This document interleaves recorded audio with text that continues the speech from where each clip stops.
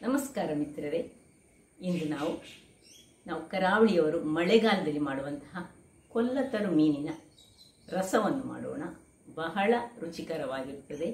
One type of ಇದು ಬೊಳೆಂಜಿನ ಮೀನಿನ ಹಾಗೆ, ಬಟ್ ಇದರಲ್ಲಿ ಹೆಚ್ಚು ಮುಳ್ಳಿರುವುದಿಲ್ಲ. ಆ ಮುಳ್ಳನ್ನು ನಾವು ತೆಗೆದು ತಿನ್ನಲಿಕ್ಕೆ ಆಗುವುದಿಲ್ಲ. ರಸದ ಒಟ್ಟಿಗೆ ತಿನ್ನಲಿಕ್ಕೆ ಬಹಳ ರುಚಿಕರವಾಗಿರ್ತದೆ. ತುಂಬ ಕಾಸ್ಟ್ಲಿಯಾದ ಮೀನು ಅಲ್ಲ. ಈ ಮೀನಲ್ಲಿ ಇದನ್ನು ಡ್ರೈ ಮಾಡಿಟ್ಟುಕೊಂಡು ಮಳೆಗಾಲದಲ್ಲಿ ಅದರ ಚಟ್ನಿಯನ್ನು ಸಹ ಮಾಡ್ತಾರೆ. ಅದು ಸಹ ಬಹಳ ರುಚಿಕರವಾಗಿರ್ತದೆ. ಇನ್ನೊಂದು ಬಾರಿ ನಾನು ಅದರ ಚಟ್ನಿಯನ್ನು ಹೇಗೆ ಮಾಡುವುದೆಂದು ತೋರಿಸಿಕೊಡ್ತೇನೆ. ಈಗ ಈ ಕೊಲ್ಲತರು ಮೀನಿನ ರುಚಿಕರವಾದ ರಸವನ್ನು ಹೇಗೆ ಮಾಡುವುದು ಹಾಗೂ ಅದಕ್ಕೆ ಏನೆಲ್ಲ ಸಾಮಗ್ರಿಗಳು ಬೇಕು ಎಂದು ನೋಡೋಣಲ್ಲವೇ ಮಿತ್ರರೇ?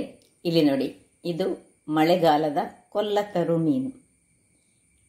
ಇದು ಬಹಳ ರುಚಿಕರವಾಗಿರ್ತದೆ ಹಾಗೂ ಅದರ ರಸವನ್ನು ಮಾಡುವ ರೀತಿಯಲ್ಲಿ ಮಾಡಿದರೆ ಒಂದು ಬಟ್ಟಲು ಊಟವನ್ನು ಮಾಡ್ಬೋದು.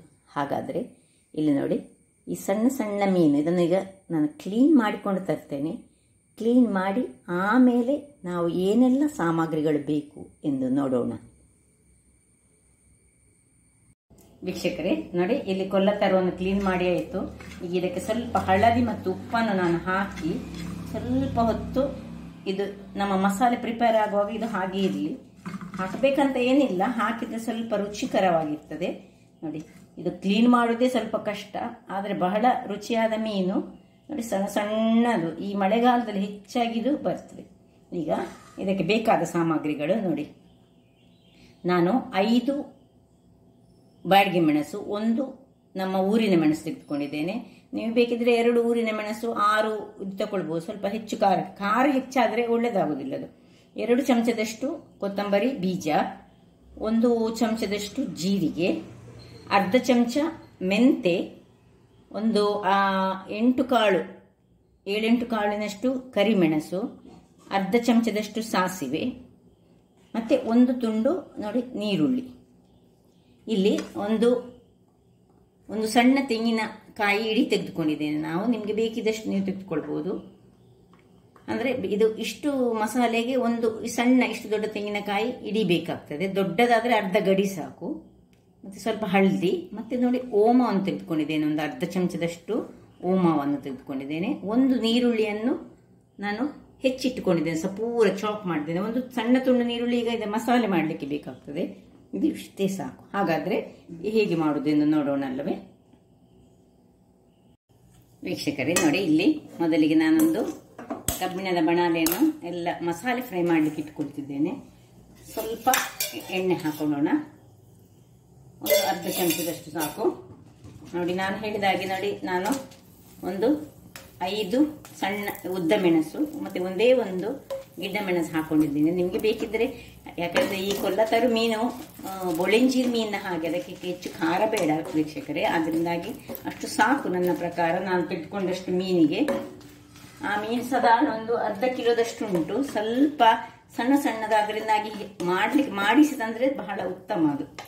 ಈಗ ಇದಕ್ಕೆ ನೋಡಿ, 2 ಚಮಚದಷ್ಟು ಕೊತ್ತಂಬರಿ ಬೀಜ, ಮತ್ತೆ ಅರ್ಧ ಚಮಚದಷ್ಟು ಜೀರಾ, ಅರ್ಧ ಚಮಚದಷ್ಟು ಸಾಸಿವೆ, 1/4 ಸ್ಪೂನಿನಷ್ಟು ಮೆಂತೆ, ಮತ್ತೆ 7-8 ಪೆಪ್ಪರ್ ಕಾರ್ನ್ಸ್ ಕರಿಮೆಣಸು ಹಾಕಿ ನೋಡಿ ನಿಧಾನಕ್ಕೆ ಹುರಿಯೋಣ. ತುಂಬಾ ಉದ್ದು ಬೇಡ. ಸುರಿಗೆ ಮೆಣಸು ಒಂಚೂರು ಹುರಿದುಕೊಂಡ್ರೆ ಆಯ್ತು. ಲಾಸ್ಟಿಗೆ ಇದಕ್ಕೆ ನಾವೀಗ ಓಮ ಹಾಕೊಳ್ಳಿಕ್ಕುಂಟು. ಎಂಡಾಗುವಾಗ ಇಲ್ಲ, ಓಮ ಇಲ್ಲದ್ರೆ ಬೇಗ ಅದು ಕರಟಿ ಹೋಗ್ತದೆ.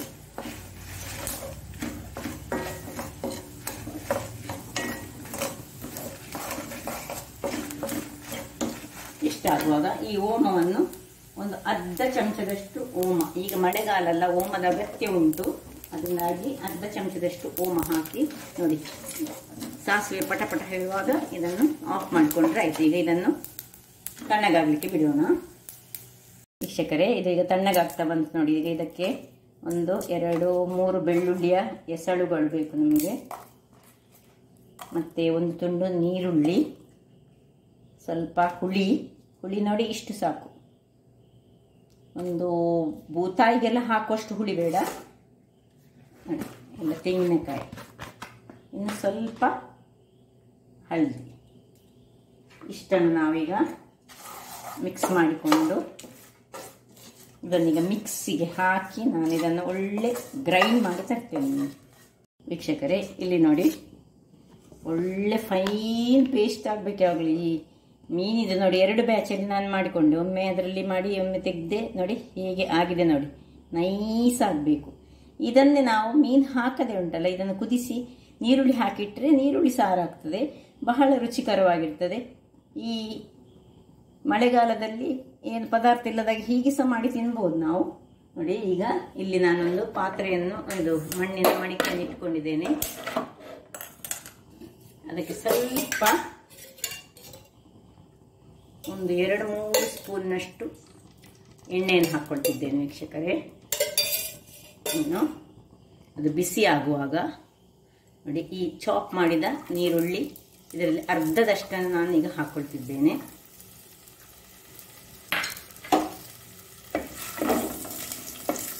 ಸ್ವಲ್ಪ ಆನಿಯನ್ ಬ್ರೌನ್ ಕಲರ್ ಆಗಬೇಕು, ಕಂದು ಕಲರ್ ಆಗೋ ತನಕ ಇದನ್ನು ಫ್ರೈ ಮಾಡುವ. ಮತ್ತೆ ಸ್ವಲ್ಪ ಬ್ರೌನ್ ಆಗುವಾಗ ಇದಕ್ಕೆ ಕರಿ ಲೀವ್ಸ್ ಅನ್ನು ಹಾಕೊಳ್ಳೋಣ. ವೀಕ್ಷಕರೇ ನೋಡಿ, ಇದು ಒಳ್ಳೆ ಬ್ರೌನ್ ಆಗ್ತಾ ಬರ್ತಾ ಉಂಟು. ಈಗ ಈ ಹೊತ್ತಿನಲ್ಲಿ ನಾವು ಸ್ವಲ್ಪ ಒಗ್ಗರಣೆ ಸೊಪ್ಪನ್ನು ಹೀಗೆ ಸ್ವಲ್ಪ ಕ್ರಷ್ ಮಾಡಿಕೊಂಡು ಹಾಕೊಳ್ಳೋಣ. ಅದೊಂದು ಒಳ್ಳೆ ಫ್ಲೇವರ್ ಅನ್ನು ಕೊಡ್ತದೆ.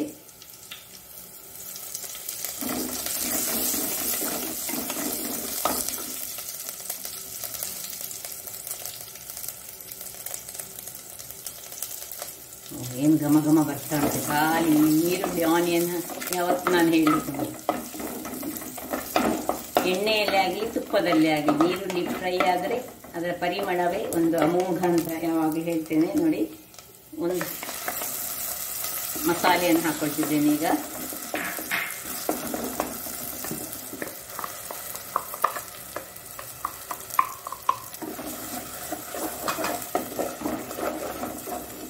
ಈಗ ಇದಕ್ಕೆ ಸ್ವಲ್ಪ ನೀರನ್ನು ಹಾಕೊಳ್ಳೋದು. ಇದು ತುಂಬ ದಪ್ಪ ಆಗಿದೆ, ನೀರು ಮಾಡ್ಕೊಳ್ತೇನೆ. ನೋಡಿ ವೀಕ್ಷಕರೇ, ನೋಡಿ ಕನ್ಸಿಸ್ಟೆನ್ಸಿ ಸಾಧಾರಣ ಹೀಗೆ ಬರಬೇಕು. ಈಗ ಈ ಹೊತ್ತಿನಲ್ಲಿ ನಾವು ಉಪ್ಪನ್ನು ಹಾಕೊಳ್ತಿದ್ದೇನೆ ನಾನು, ರುಚಿಗೆ ತಕ್ಕಷ್ಟು ಉಪ್ಪು. ಮತ್ತೆ ಉಳಿದ ನೋಡಿ ಅರ್ಧ ನೀರುಳ್ಳಿ ಉಂಟಲ್ಲ, ಅದು ಹೆಚ್ಚಿಟ್ಟ ನೀರುಳ್ಳಿಯನ್ನು ಹಾಕೊಳ್ತಿದ್ದೇನೆ. ಇನ್ನು ನಾವು ನೋಡಿ ಈ ಕನ್ಸಿಸ್ಟೆನ್ಸಿ ಬರಬೇಕು. ಇನ್ನು ಮುಚ್ಚಿ ನಾವು ಇದನ್ನು ಕುದಿಲಿಕ್ಕೆ ಬಿಡೋಣ.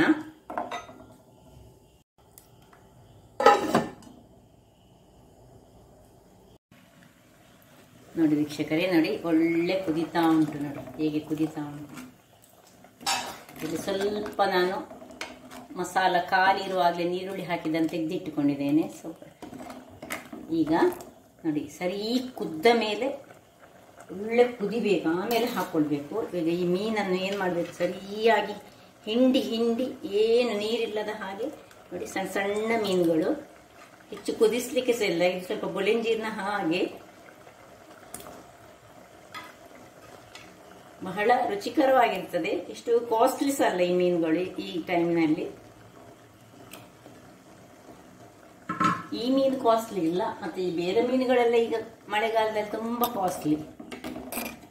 ನೋಡಿ ಹೇಗೆ ಬಂತು ನೋಡಿ. ನೋಡಿ ಇದನ್ನು ಒಣಗಿಸಿಕೊಂಡು ಸಹ ಇಡ್ತಾರೆ, ಒಣಗಿಸಿದ ಚಟ್ನಿ ಮಾಡ್ತಾರೆ, ಅಥವಾ ಈ ಅಲಸಂಡೆ ಬೀಜಕ್ಕೆ ಹಾಕಿ ಮಾಡ್ತಾರೆ. ಇನ್ನೊಮ್ಮೆ ನಾನು ಅಲಸಂಡೆ ಬೀಜಕ್ಕೆ ಡ್ರೈ ಮಾಡಿ ಹಾಕಿದ್ದನ್ನು ಮಾಡಿ ತೋರಿಸ್ತೇನೆ ವೀಕ್ಷಕರೇ. ಈಗ ನೋಡಿ ಸ್ವಲ್ಪ ಉಪ್ಪು ಚಪ್ಪೆ ಆಗ್ತಾ ಉಂಟು ಮೇಲೆ ಮೀನು ಹಾಕಿದ ಮೇಲೆ. ಸ್ವಲ್ಪ ಉಪ್ಪನ್ನು ಹಾಕೊಳ್ಳೋಣ. ಇನ್ನು ಸ್ವಲ್ಪ ಬಾಯಿ ಮುಚ್ಚಿ ಒಂದೇ ಒಂದು ಕುದಿ ತೆಗೆಯುವ, ಒಂದೇ ಒಂದು. ಆಯ್ತು ವೀಕ್ಷಕರೇ, ನೋಡಿ ಒಂದು ಸಣ್ಣ ಕುದಿ ಬರ್ತಾ ಉಂಟು. ಈಗ ಮೆಲ್ಲಕ್ಕೆ ತಿರುಗಿಸಿ ನೋಡಿ ಹೇಗೆ. ನೋಡಿ ಇದು ಕಲರ್ ಚೇಂಜ್ ಆಗಬೇಕು, ಮೀನಿನ ಕಲರ್ ಬಿಳಿ ಆಗಬೇಕು. ಆಗ ಆಯ್ತು, ಇದು ಆಯ್ತಂತ ಅರ್ಥ. ಹೆಚ್ಚು ಕುದಿಸ್ಕೊಳ್ಬಾರ್ದು, ಹೆಚ್ಚು ಕುದಿಸಿದರೆ ಹುಡಿ ಆಗ್ತದೆ. ಉಪ್ಪೆಲ್ಲ ಕರೆಕ್ಟ್ ಉಂಟು. ಈಗ ಆಯ್ತು, ಒಂದು ಕುದಿ, ಸರಿಯಾದ ಒಂದು ಕುದಿ ಬರಬೇಕು. ಅದಾದ ಕೂಡಲೇ ಆಫ್ ಮಾಡ್ಕೊಳ್ಳೋಣ ನಾವು. ಓಕೆ, ಇನ್ನು ಇದನ್ನು ನಾನು ಆಫ್ ಮಾಡಿ ಇದನ್ನು ಮುಚ್ಚಿಟ್ಕೊಳ್ತೇನೆ 1-2 ನಿಮಿಷಕ್ಕೆ. ವೀಕ್ಷಕರೇ, 5 ನಿಮಿಷಗಳ ಬಳಿಕ ಈಗ ಸರ್ವಿಂಗ್ ಟೈಮ್. ನೋಡಿ ಹೇಗೆ ಬಂದಿದೆ ನೋಡಿ, ಏನು ರುಚಿಯಾದ ಕೊಲ್ಲತ್ತರು ಮೀನಿನ ನೋಡಿ ಹೇಗೆ ಬಂದಿದೆ ನೋಡಿ. ಸಣ್ಣದಾದರೆ ಸಹ ಬಹಳ ರುಚಿಕರವಾಗಿರ್ತದೆ ನೋಡಿ. ಈ ಟೈಪಲ್ಲಿ ಒಮ್ಮೆ ಮಾಡಿ ನೋಡಿ. ಇದು ಕರಾವಳಿ ಶೈಲಿಯ ಮೀನಿನ ಪದಾರ್ಥ. ನಾವು ಯಾವತ್ತೂ ತೆಂಗಿನ ತುರಿಗಳನ್ನು ಹಾಕಿಯೇ ಮಾಡುವುದಲ್ಲ ಪದಾರ್ಥಗಳನ್ನು. ತೆಂಗಿನ ತುರಿ ಇಲ್ಲದೆ ನಮ್ಮದು ಯಾವುದೇ ಕೆಲಸಗಳಿಲ್ಲ. ಆ ತೆಂಗಿನ ತುರಿಯಲ್ಲಿ ಎಷ್ಟು ಆಯುರ್ವೇದಿಕ ಅಂಶಗಳು ಸಹ ಉಂಟು. ಈ ಮೀನಿನ ಪದಾರ್ಥ, ಅದರಲ್ಲಿರೋ ಸಾಂಬಾರ ಪದಾರ್ಥಗಳು ಇದೆಲ್ಲ ಸೇರಿ ಈ ಮೀನಿನ ಪದಾರ್ಥ ಒಂದು ಅತ್ಯಂತ ಪೌಷ್ಟಿಕವಾದ ಒಂದು ಪದಾರ್ಥ ಅಂತ ಹೇಳ್ಬೋದು. ಹಾಗಾದರೆ ನೋಡಿದ್ರಲ್ಲ ವೀಕ್ಷಕರೇ, ನನ್ನ ಈ ಕುಕಿಂಗ್ ಚಾನಲ್ ನಿಮಗೆ ಇಷ್ಟ ಆದರೆ ಬೋಳೂರು ಸುವರ್ಣ ಚಾನಲನ್ನು ಲೈಕ್ ಮಾಡಿ, ಶೇರ್ ಮಾಡಿ ಹಾಗೂ ಸಬ್ಸ್ಕ್ರೈಬ್ ಮಾಡಿ ಹಾಗೂ ನನ್ನ ಇನ್ಸ್ಟಾಗ್ರಾಮ್ ಪೇಜನ್ನು ಫಾಲೋ ಮಾಡಿ. ಧನ್ಯವಾದಗಳು.